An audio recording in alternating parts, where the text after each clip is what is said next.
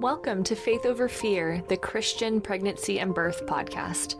I'm Natalie Portman, a wife, mama, birth doula, and childbirth educator. And I believe God has a better way for us to experience birth, one without fear, striving, or self-glorification.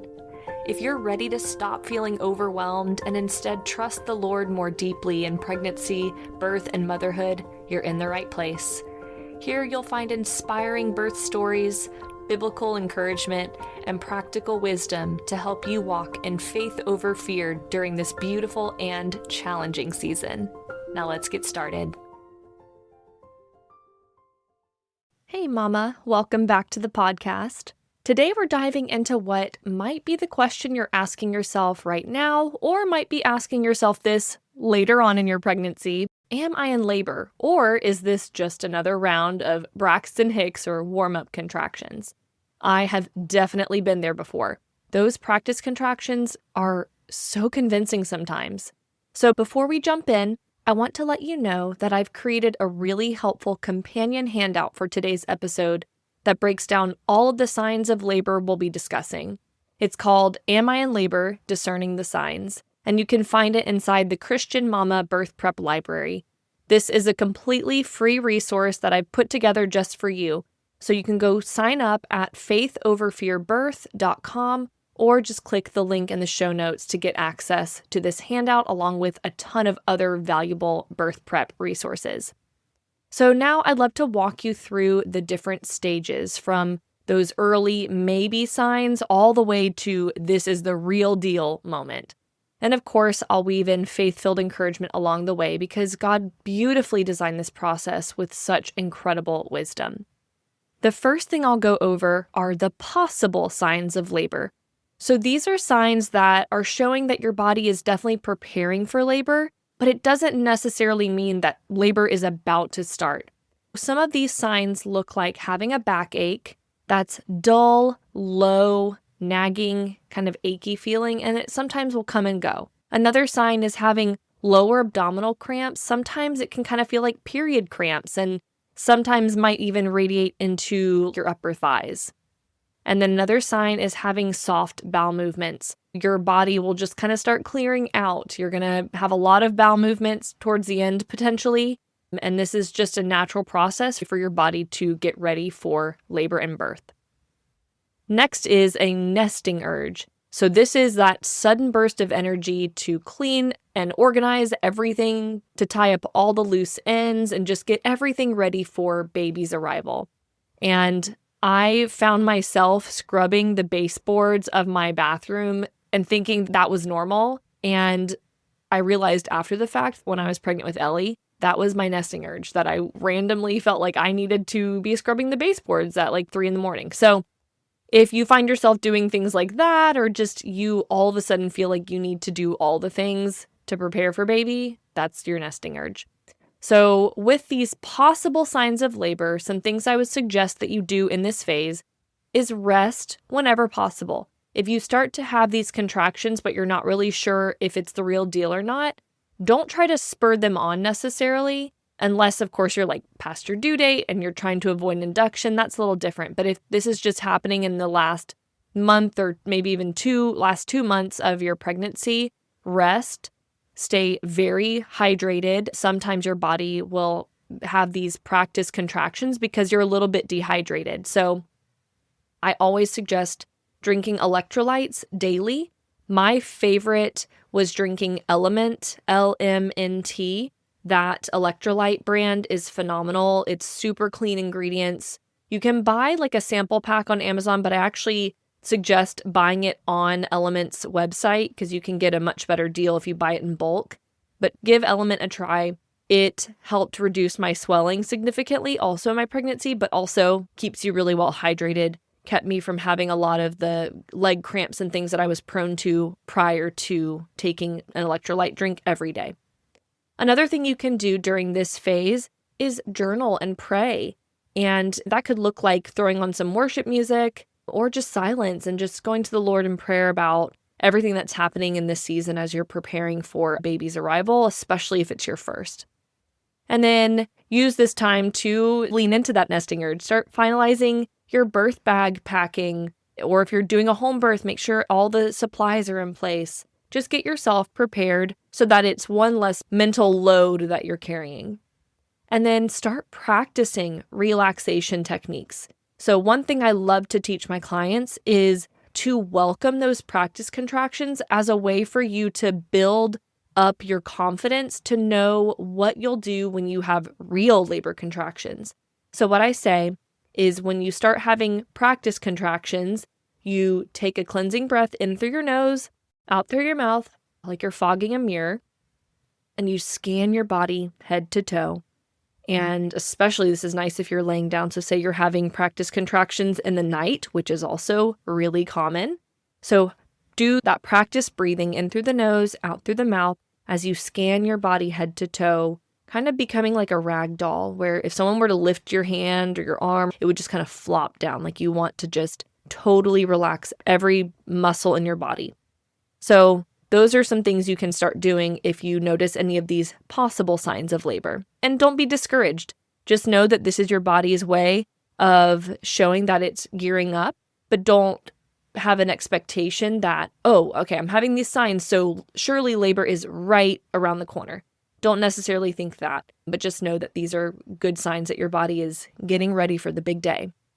The next ones I want to go over are the preliminary signs of labor. So these might occur a little bit closer to the time that labor will begin. Usually starts a couple weeks to days or sometimes even hours before active labor begins. One of the first signs is having non-progressing contractions. These are contractions that are staying generally the same length, strength, and the spacing is staying about the same. And sometimes they can come and go. Like I mentioned, this is super common at the last month or so of pregnancy, and especially in the evening, like at nighttime when you're trying to sleep. Your body just releases different hormones in the evening, and you're all comfy, cozy, sleeping next to hubby, and your body just releases different hormones. So this is really common, and I'm so glad that my sister gave me a heads up about this when I was pregnant the first time, because when I kept waking up in the night to these practice contractions, if I hadn't expected that, I would have definitely stayed up timing them or seeing if they sped up or something happened. And that's literally the last thing I want you to do. I want you to try to ignore contractions as much as is humanly possible until they are so strong, you just can't ignore it anymore. So if you're noticing regular contractions that are, say they're coming every 5 minutes, but they're staying about the same strength and the duration is about the same, they're about, 30 seconds or something like that, pay no attention to it. Just ignore that it's happening. And then the other thing you could start to notice for this preliminary stage of labor, potential labor, is losing your mucus plug or even having a little bit of bloody show. So mucus plug is something that protects the cervix from infection and things like that. But towards the end of your pregnancy, you might start to notice a discharge, either in your underwear or when you wipe, that has a consistency of egg whites. And this is a natural, normal process to lose that mucus plug ahead of labor. Some women lose it a little bit over time, so little that they barely even notice that's what that is. And then others might lose it in like a large clump. Either way, that's totally normal. It's totally fine. And then sometimes that mucus can even be a little bit blood tinged. And again, that is normal. But of course, if you're noticing a lot of blood or a lot of fluid, that's something else. You'll definitely want to pay attention to that and talk with your provider if you're seeing those signs. But just a little bit of mucus, even a clump of mucus, is normal and a sign that your body's gearing up. What's also crazy about the mucus plug is you could lose your mucus plug, say like at 36 weeks, and then you don't go into labor until 39 weeks or 40 weeks. And so you can lose your mucus plug, it can grow back, and then you can lose it again. It's one of those things where I say it's nice to pay attention to these signs because it's encouraging that you see your body starting to get ready, but don't hyper focus on this sign alone, especially if you're not having any other signs that are pointing to things are gearing up for labor to begin immediately. The next thing is noticing a little bit of leaking of some sort of fluid.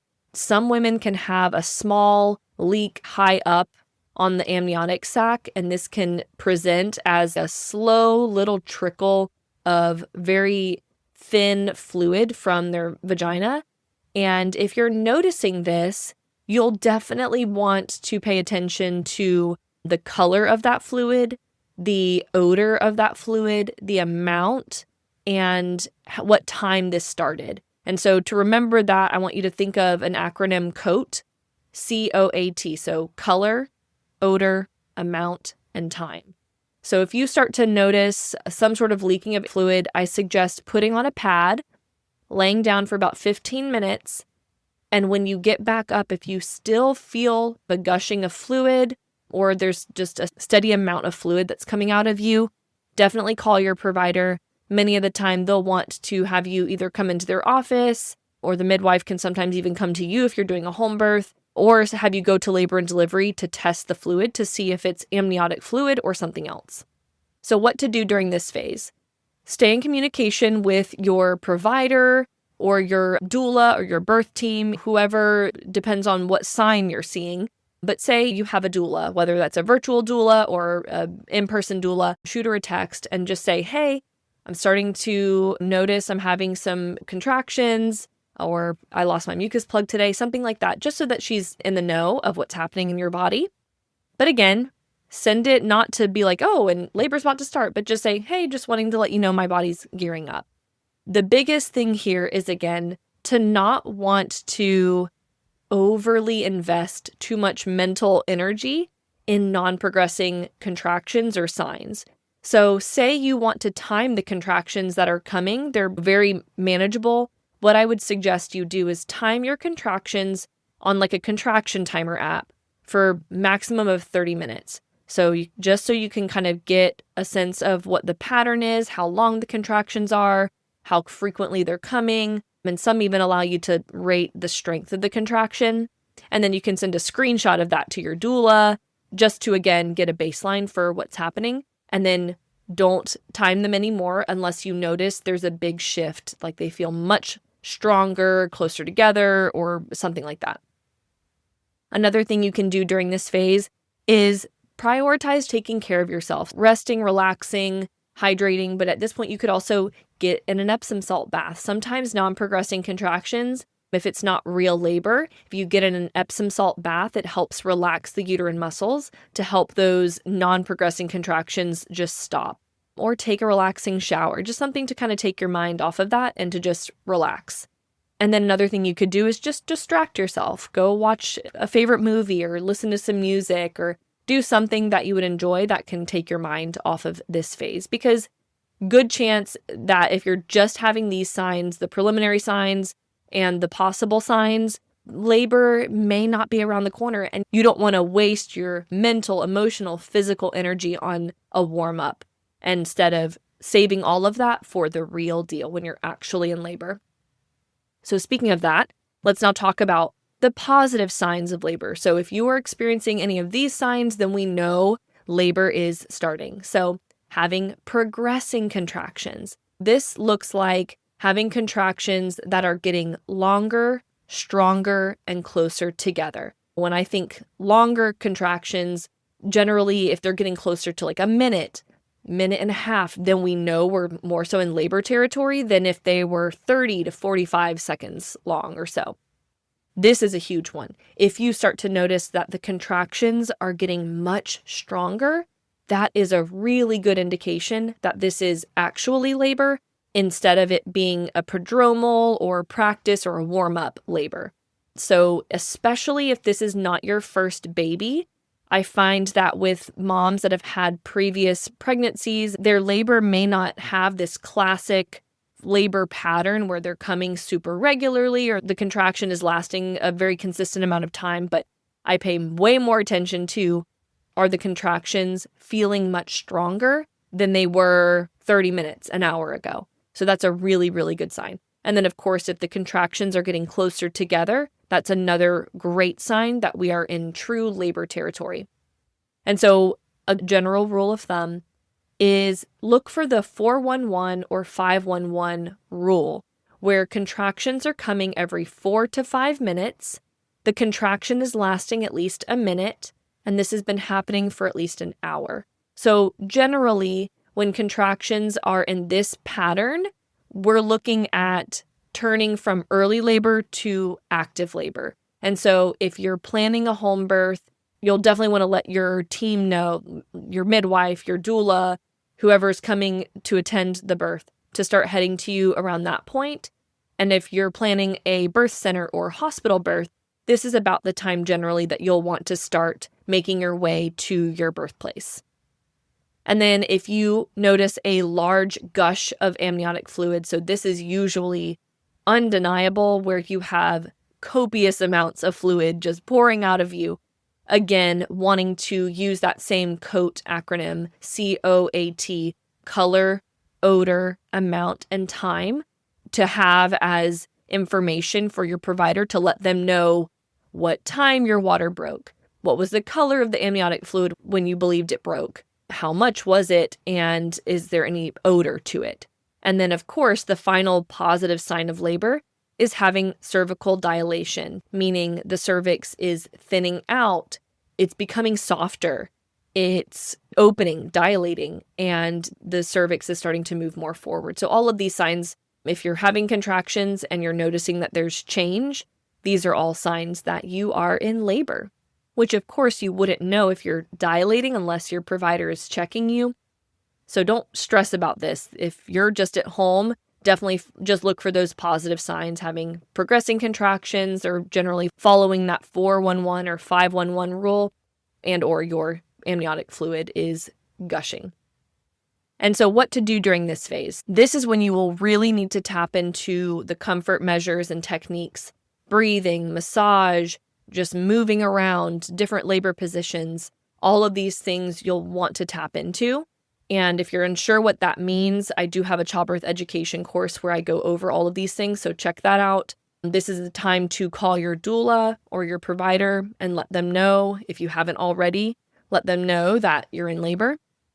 And start getting your birth environment really set up. If you're laboring at home and you're having a home birth, you'll definitely at this point want to start getting your music playing, the lights dim, the birth pool ready if that's what you're doing. Just really setting yourself up. And then, of course, if you're laboring and delivering in a hospital or a birth center, start making your way to your birthplace if you haven't already, and get the whole room set up so that you will be ready for this labor and birth. I also highly suggest lightly eating.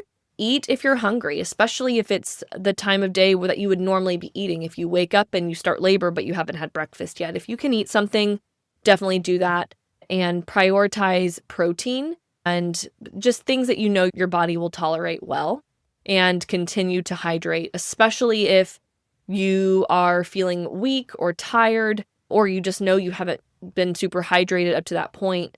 I suggest trying to take a sip of water or electrolyte, or having both available after each contraction. And if it's hard to remember to do that, which it definitely is, have your doula, have your husband, have your midwife, whoever, help remind you to take sips after contractions. And then, of course, you want to focus very deeply on remaining calm, relaxing every muscle, pretending you're a rag doll, breathing in through the nose, out through the mouth, just focusing on relaxation and your breath, because everything else is pretty much out of your hands. Your body will just take over, but you can do your part by remaining calm, staying in just that instinctual brain instead of the overthinking prefrontal cortex. You definitely don't want to be in a problem-solving mindset. You want to just be in a very instinctual mindset.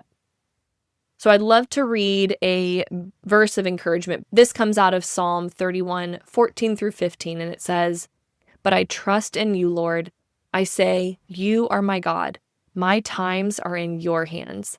And isn't that just so perfect? Especially if you're listening to this and you're having a lot of the warm-up signs and you're just like, Lord, when will this baby come? You might even be 42 weeks pregnant and you're like, I am so over being pregnant. Trust me, I get it. I never made it to 42 weeks. I always delivered before 41 weeks, but I know how rough it is towards the end. So give yourself that grace. that the Lord has the start of this labor in his perfect and capable hands. So just giving that to him. I hope this episode has given you some clarity and peace about recognizing the signs of labor. And just remember that this birth is unique and God's timing is perfect, even when it doesn't feel like it to you. The most important thing I want you to take away from this is that you trust your body and trust your instincts. You were fearfully and wonderfully made, and the same God who knit your baby together in your womb is equipping you with everything you need for this journey.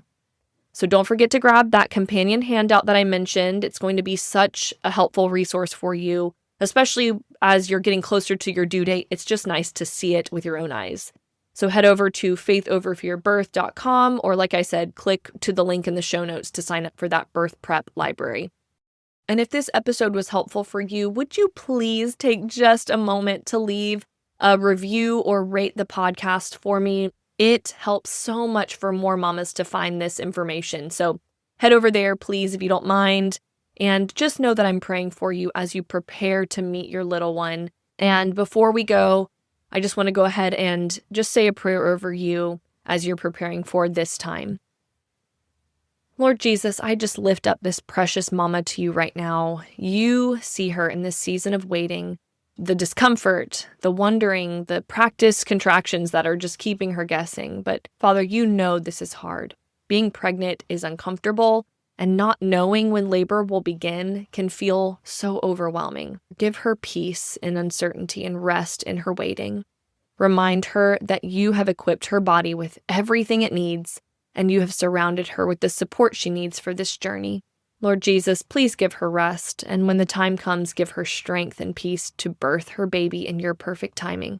It's in Jesus' name I pray. Amen. So I will see you next week for another episode. But until then, Mama, you've got this, and more importantly, God's got you. That's it for today on Faith Over Fear, the Christian Pregnancy and Birth podcast. I hope today's conversation encouraged your heart and equipped you to trust God more deeply in your pregnancy, birth, and motherhood journey. Hey, before you go, I want to gift you with a freebie. I've compiled some of my most popular resources inside the Christian Mama Birth Prep Library. It includes practical birth prep handouts, such as the Labor Positions Cheat Sheet, Birth Preferences Checklist, and Provider Questions Guide. You'll also get exclusive discounts and even a worship labor playlist to bring God's peace into your birth space. To get instant access, simply visit faithoverfearbirth.com or click the link in the episode show notes to sign up. You'll receive immediate access to these valuable resources created just for you. If today's episode blessed you, please subscribe, leave a review, and share it with some other mamas who could use this encouragement. Your support helps more women find this podcast and embrace faith-filled birth and motherhood. Let's keep choosing faith over fear. Bye-bye for now.